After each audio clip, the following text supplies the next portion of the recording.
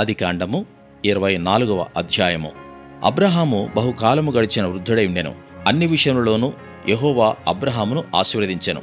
అప్పుడు అబ్రాహాము తనకు కలిగిన సమస్తమును ఏలుచుండిన తన ఇంటి పెద్దదాసునితో, నీ చెయ్యి నా తొడ క్రింద పెట్టుము.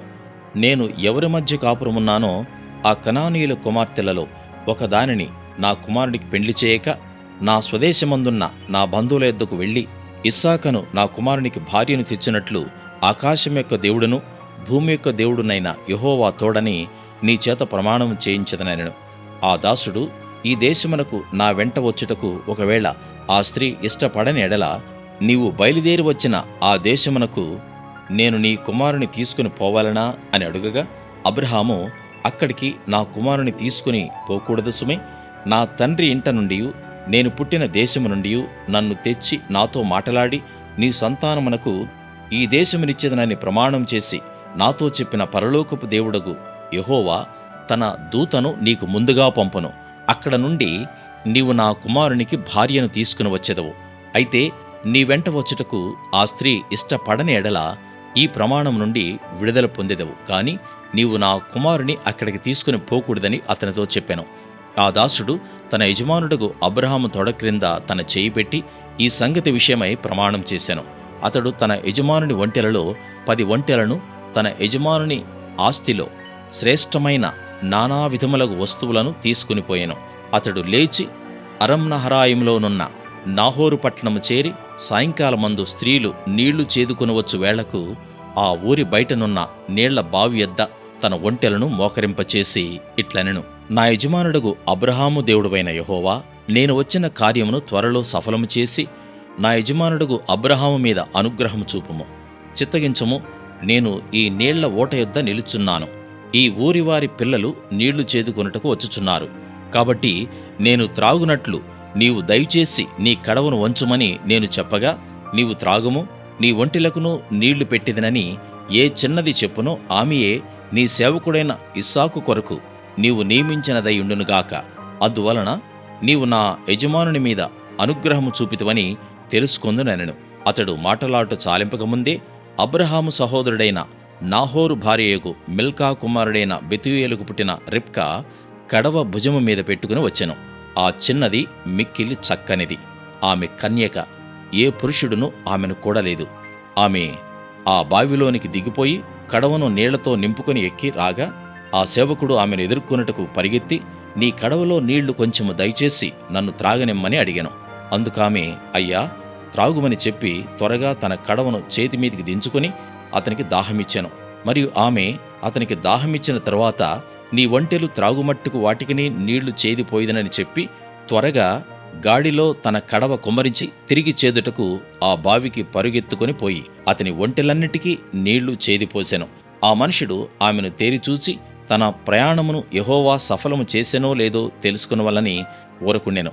ఒంటెలు త్రాగుటైన తర్వాత ఆ మనుషుడు 1/2 తులము ఎత్తుగల బంగారపు ముక్కు కమ్మిని, ఆమె చేతులకు 10 తులముల ఎత్తుగల 2 బంగారు కడియములను తీసి, నీవు ఎవరి కుమార్తెవు?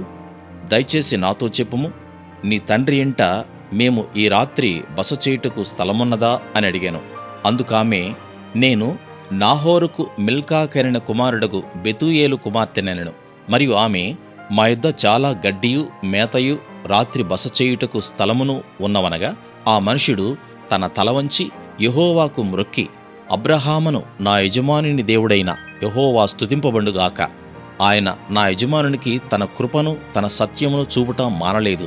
నేను త్రోవలో నుండగానే యెహోవా నా యజమానుని బంధువుల ఇంటికి నన్ను నడిపించినెనెను. అంతటా ఆ చిన్నది పరిగెత్తుకుని పోయి ఈ మాటలు తన తల్లి ఇంటి వారికి తెలిపెను.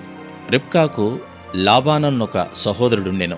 అప్పుడు లాబాను ఆ బావి దగ్గర వెలుపటనున్న ఆ మనుషుని యొద్దకు పరిగెత్తుకుని పోయెను. అతడు ఆ ముక్కు కమ్మిని తన సహోదరి చేతులున్న ఆ కడియములను చూచి, ఆ మనుషుడు ఇలాగు నాతో మాటలాడెనని తన సహోదరి అయిన రిబ్కా చెప్పిన మాటలు విని ఆ మనుషుని యొద్దకు వచ్చెను. అతడు ఆ బావి యొద్ద ఒంటెల దగ్గర నిలిచి ఉండగా, లాబాను, యెహోవా వలన ఆశీర్వదింపబడినవాడా, లోపలికి రమ్ము. నీవు బయట నిలువునేలా ఇల్లును ఒంటెలకు స్థలమును నేను సిద్ధము చేయించితనెనెను. ఆ మనుషుడు ఇంటికి వచ్చినప్పుడు లాబాను ఒంటెల గంతలు విప్పి ఒంటెలకు గడ్డియు మేతయు కాళ్ళు కడుక్కొనుటకు అతనికిని అతనితో కూడా నున్నవారికిని నీళ్లు ఇచ్చి అతనికి భోజనం పెట్టించెను. గాని అతడు, నేను వచ్చిన పని చెప్పక మునుపు భోజనము చేయననగా లాబాను చెప్పుమనెను. అంతటా అతడిట్లనెను, నేను అబ్రహాము దాసుడను. యెహోవా నా యజమానుని బహుగా ఆశీర్వదించెను కనుక అతడు గొప్పవాడాయెను. అతనికి గొర్రెలను గొడ్లను వెండి బంగారములను దాసదాసీ జనమును ఒంటెలను గాడిదలను దయచేసెను. నా యజమానుని భార్య అయిన శారా వృద్ధాప్యములో నా యజమానునికి కుమారుని కనెను. నా యజమానుడు తనకు కలిగినది యావత్తును అతనికిచ్చి ఉన్నాడు. మరియు నా యజమానుడు నాతో, నేను ఎవరి దేశమందు నివసించుచున్నానో ఆ కనానీయుల పిల్లలలో ఒక పిల్లను నా కుమారునికి పెండ్లి చేయవద్దు. అయితే నా తండ్రి ఇంటికిని నా వంశస్థుల యొద్దకును వెళ్ళి నా కుమారునికి పెండ్లి చేయుటకు ఒక పిల్లను తీసుకుని రావాలని నా చేత ప్రమాణం చేయించెను. అప్పుడు నేను నా యజమానుడితో, ఆ స్త్రీ నా వెంట రాదేమో అని చెప్పినందుకు అతడు, ఎవని సన్నిధిలో నేను జీవించుచున్నానో ఆ యెహోవా నీతో కూడా తన దూతను పంపి నీ ప్రయాణము సఫలం చేయును గనుక నీవు నా వంశస్థులలో నా తండ్రి ఇంట నుండి నా కుమారునికి భార్యను తీసుకుని వచ్చెదవు. నీవు నా వంశస్థుల యొద్దకు వెళ్ళితివా, ఈ ప్రమాణం విషయంలో ఇక నీకు బాధ్యత ఉండదు. వారు ఆమెను ఇయ్యని ఎడల కూడా ఈ ప్రమాణం విషయంలో నీకు బాధ్యత ఉండదని చెప్పెను. నేను నేడు ఆ బావి యొద్దకు వచ్చి, అబ్రహామును నా యజమానుని దేవుడవైన యెహోవా, నా ప్రయాణమును నీవు సఫలము చేసిన ఎడల నేను ఈ నీళ్ల బావి యొద్ద నిలిచి ఉండగా నీళ్లు చేదుకొనుటకు వచ్చిన చిన్నదానితో నీవు దయచేసి నీ కడవలో నీళ్లు కొంచెము నన్ను త్రాగనిమ్మని చెప్పునప్పుడు నీవు త్రాగుము, నీ ఒంటెలకును చేదిపోయిదనని ఎవతే చెప్పునో ఆమెయే నా యజమానుని కుమారునికి యెహోవా నియమించిన పిల్లయ్యై ఉండునుగాకని మనవి చేసుకొంటిని. నేను నా హృదయంలో అట్లు అనుకొనుట చాలింపక ముందే రిబ్కా భుజం మీద తన కడవను పెట్టుకుని వచ్చి ఆ బావిలోనికి దిగిపోయి నీళ్లు చేదుకుని వచ్చాను. అప్పుడు నాకు దాహమిమ్మని నేనామెను అడుగగా ఆమె త్వరగా తన కడవను దించి, త్రాగుము, నీ ఒంటెలకును నీళ్లు పెట్టిదనని చెప్పాను. గనుక నేను త్రాగితిని, ఆమె ఒంటెలకును నీళ్లు పెట్టెను. అప్పుడు నేను, నీవు ఎవరి కుమార్తెవు అని అడిగినందుకు ఆమె మిల్కా నాహోరునకు కనిన కుమారుడగు బెతూయేలు కుమార్తెనని చెప్పినప్పుడు నేనామె ముక్కుకు కమ్మియును ఆమె చేతులకు కడియములను పెట్టి నా తల వంచి యెహోవాకు మ్రొక్కి అబ్రహామును నా యజమానుని దేవుడైన యెహోవాను స్తోత్రము చేసి తిని. ఎలయనగా ఆయన నా యజమానుని యొక్క సహోదరుని కుమార్తెను అతని కుమారునికి తీసుకున్నట్లు సరియైన మార్గమందు నన్ను నడిపించెను. కాబట్టి నా యజమానుని ఎడల మీరు దయను నమ్మకమును కనుపరిచిన ఎడల అది అయినను నాకు తెలియచెప్పుడి, లేని ఎడల అది అయినను తెలియచెప్పుడి. అప్పుడు నేనెటుపోవాలనో అటు పోయేదనగా లాబానును బెతూయేలును, ఇది యెహోవా వలన కలిగిన కార్యము, మేమైతే అవునని గాని కాదని గాని చెప్పజాలము. ఇదిగో రిబ్కా నీ ఎదుటున్నది, ఆమెను తీసుకుని పొమ్ము. యెహోవా సెలవిచ్చిన ప్రకారము ఈమె నీ యజమానుని కుమారునికి భార్య అగునుగాకని ఉత్తరమిచ్చిరి. అబ్రహాము సేవకుడు వారి మాటలు విని యెహోవాకు సాష్టాంగ నమస్కారం చేసెను. తరువాత ఆ సేవకుడు వెండి నగలను బంగారు నగలను వస్త్రములను తీసి రిబ్కాకు ఇచ్చెను. మరియు అతడు ఆమె సహోదరునికిని తల్లికిని విలువగల వస్తువులు ఇచ్చెను. అతడును అతనితో కూడనున్న మనుషులను అన్నపానములు పుచ్చుకుని అక్కడ ఆ రాత్రి అంతయు నుండిరి. ఉదయమున వారు లేచినప్పుడు అతడు, నా యజమానుని యొద్దకు నన్ను పంపించుడని చెప్పగా ఆమె సహోదరుడును ఆమె తల్లియు, ఈ చిన్నదాని 10 దినములైనను మా యొద్ద ఉండనిమ్ము, ఆ తర్వాత ఆమె వెళ్ళవచ్చుననిరి.